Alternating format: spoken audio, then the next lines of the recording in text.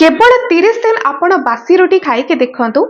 आपर कौन चेंज आसो आपण शरीर में आपण निजे देखिकी आश्चर्य होइजिबे। आपणकर सुगर लेवल कंट्रोल को पळे आसीबो। जदि आपणकर पेट बाहरुथबा आगु सी भी कमिबाकू लागिबो किंतु रेगुलर इहाकू आपनको खाइबाकू पड़िबो। कौन कौन आपनको बासी रुटी बेनिफिट देई पारिबो सब विषय रे आज वीडियो रे आपण डिटेल्स रे जानिबे। सेति वीडियो को आपण पूरा देखंतु। देखंतु समस्त घरे बासी रुटी केतेबेले केमिति रहुथबा एटा किछि नुआ कथा नुहे किंतु आपण माने जेमिति खाते बासी रुटी को सेमिति आपण खाइबेनी। केउ तरीका रे आपण खाइबे बासी रुटी आगो को ए वीडियो रे जानिबे। फर्स्ट आपण जानतु जे कोन कोन आपण को बेनिफिट मिलिबा। जेमिति आपण को कहिली जदि आगो को आपणकर पेट बाहरी पड़छि बहुत चर्बी लागि जाउछि आपणकर पेट रे तो बासी रुटी आपण को सहाय्य करबो आपणकर पेटर चर्बी को कमाइबा पई।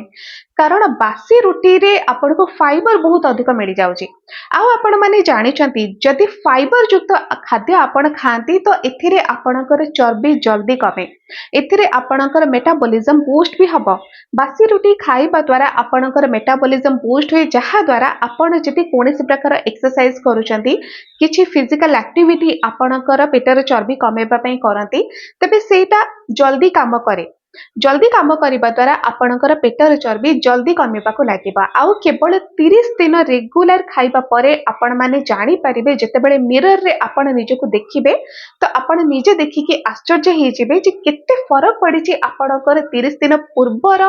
जो फिगर टी रही छि आउ 30 दिन परे जो फिगर टी आपण देखिबे केते चेंज आसुछि आपणक बॉडी रे।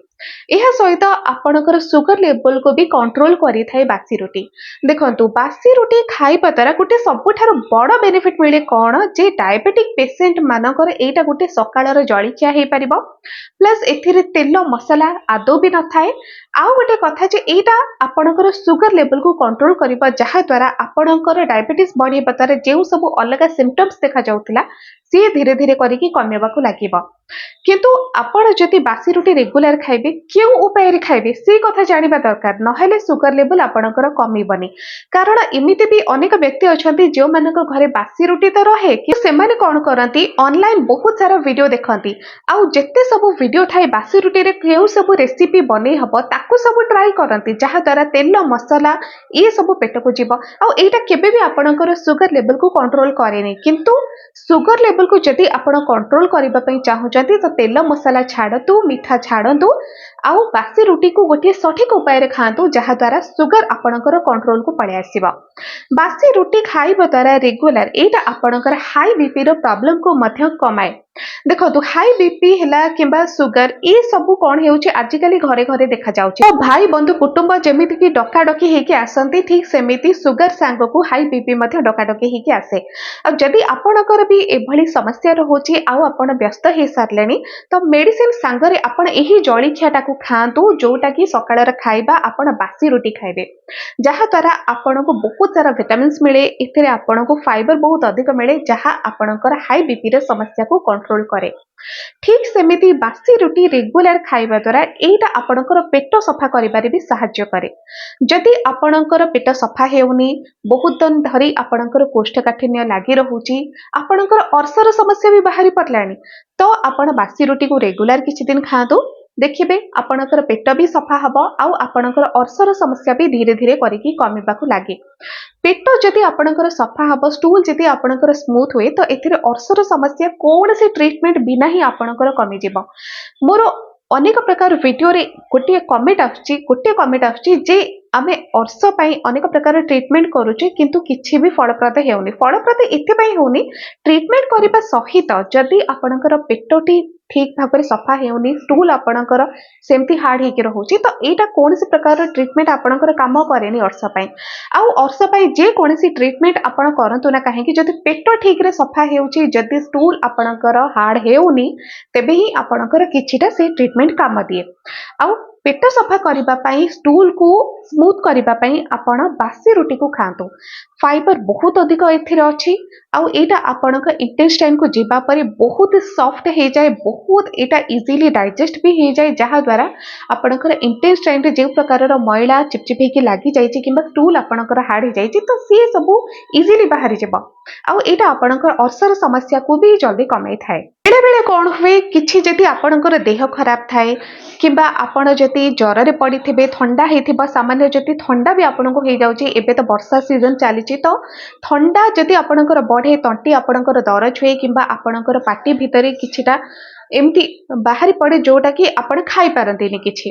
तो बासी रुटी एमिति गोटे खाद्य जोटा आपनको स्मूथ भी लागिबो जोटा आपनको जळापोड़ा किछि दबनी पाटी रे आउ जोटा इजीली आपनको पेट को जिबा परे आपनको पेट को भी आराम देई थाए पेट को आदौ भी गरम करबनी एटा केबे भी आपणकर डाइजेस्टिव सिस्टम को खराब करेनी जदि सठिक उपाय रे खाइबे तो एते सब बेनिफिट आपनको कहिली बासी रुटी रो एबे जानतो केउ सठिक उपाय रे आपण खाइबे जोटा कि एते सब फायदा आपनको मिलिबो जदि आपण बासी रुटी को केवल मासे भी रेगुलर खाउचंती तो केमिति खाइबे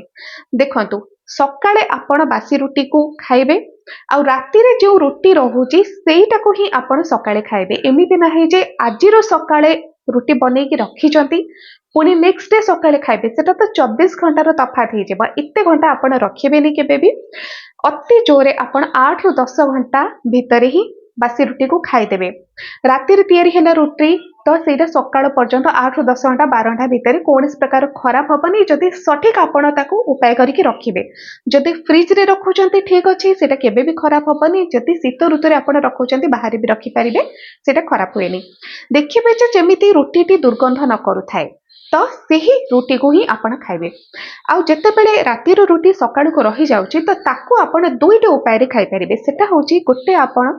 क्षीर नहीं जातु ताकू टिके हल्का उषुम करंतु तो उषुम क्षीर रे आपण बासी रुटी को पके दियंतु तापरे ताकू ठंडा हबा को दियंतु गरम गरम खाइ देबेनी ठंडा हबा को दियंतु आ जते बेले एही उपाय रे आपण खाइबे एटा आपण को बहुत सारा फायदा दिए फर्स्ट एटा आपणकर गैस एसिडिटी को केबे भी बढ़ेबनी एथिर आपणकर पेट जल्दी सफा हे परिबो sugar control high BP control ए सब आपण को मिली परिबो आउ गोटे उपाय हैला दही सहित भी आपण रुटी को खाई परिबे जदि आपण दही सहित रुटी को खाउचंती तो टिके तावा गरम करिकी आपण से रुटी को सेकी दियंतु तेल आदो भी पकेबे टिके सेकी दियंतु तापर दही सहित आपण से रुटी को खाई दियंतु एटा आपणकर पेट सफा करि पारे बहुत सहाय्य करिवो किंतु जते बेले एटमॉस्फेयर गरम थाई गरम बहुत अधिक होउची तो दही रुटी आपण खांतु नचेत ही वर्षा सीजन रे जेहेतु केही दही खाइबा पसंद करंतीनी कारण ठंडा काश जनित समस्या रे टिके बढ़ी जाए तो आपण क्षीर सहित रुटी को ही खांतु एटा ही सबठारु अधिक बेनिफिट दे परिबो आपनको आ शीत ऋतु रे भी आपण क्षीर सहित रुटी को खांतु तो ये थिला किछि बेनिफिट जोटा कि बासी रुटी आपनको दिए प्लस केमिति उपाय रे खाइबे आ बासी रुटी को आपण रेगुलर सकाळर खाइबा भली ताको खाई पारिबे 30 दिन काहे कि आपण 60 दिन 90 दिन पर्यंत एहा को रेगुलर खांतु कारण एटा आपनको एनर्जी दिए क्षीर सहित मिसई कि आपण जेहेतु एटा को खाउचंती तो बासी रुटी आपनको एनर्जी भी जोगेबो जदि सकाळे 8टा 9टा भितर आपण खाई दियंती आपनको दिन 12टा गोटे पर्यंत भोक ठीक से लागिबनी कारण सेटा धीरे धीरे करिकि हजम हबो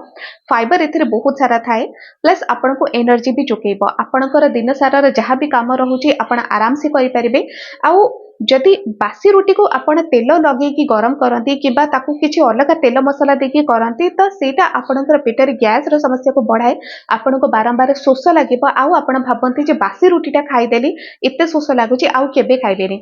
देखंतु बासी रुटी केबे भी खराब नहे जो पर्यंत बासी रुटीटा खराब न होईची बासी रुटी को केउ उपाय रे खाउचंती सेटा ही आपणक पेट को खराब करे जदि आपण तेल मसला बहुत सारा लगे कि ताको खाइबे तो सेटा पेट निश्चय खराब करिबो किंतु सिंपल जदि क्षीर सहित किंबा दही सहित आपण बासी रुटी को खाइबे तेबे बेनिफिट ही बेनिफिट आपनको मिली परिबो